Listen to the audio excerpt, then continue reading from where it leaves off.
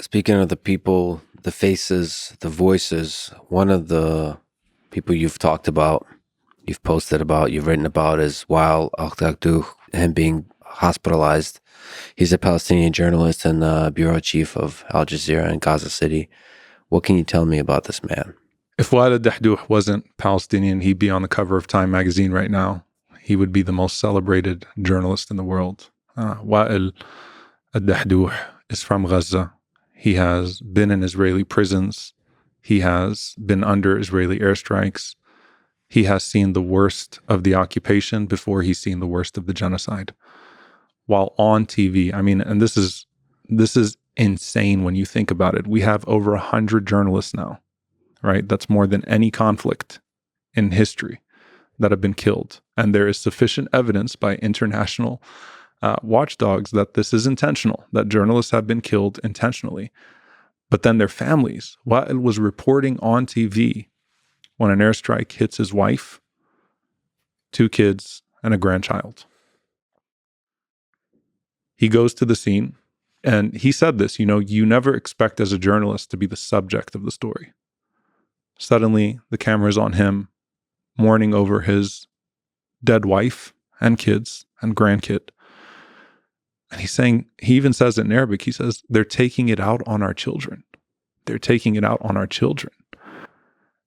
I've heard this from multiple people that have had relatives targeted that I wish it was me instead.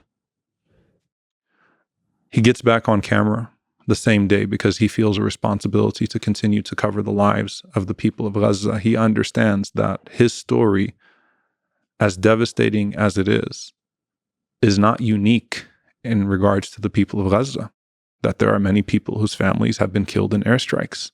All 2 million people have been traumatized in some way. And so he gets back on camera, tells the story again. And then he is targeted himself.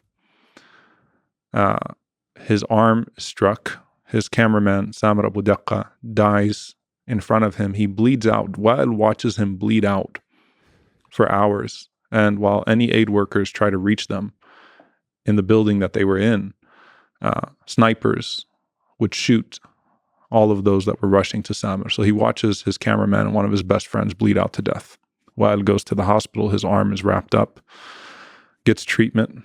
He's back on camera the next day. A few weeks later, another child is killed again with his friend in a car. So this was a targeted airstrike. His son is driving, and his son and his best friend are hit in an airstrike. Wael leads the funeral prayer, is back on camera again, and speaks with such dignity, with such compassion. One of the things that always gets to me as a Palestinian, right, and as a Muslim too, is that we are portrayed to be these beasts and savages.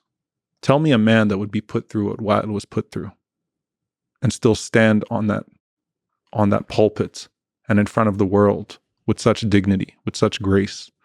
He continues to tell the story. Wael has become a hero to many of us, and he would be a hero in a world that wasn't anti-Palestinian. And unfortunately, Wael has not only lost his family, he's not only lost much of his own existence, but Wael is part of the greater story of erasure. So even though he's telling the story of the people of Gaza, and he is the story of the people of Gaza, most people will never learn about Wael Al-Dahdouh.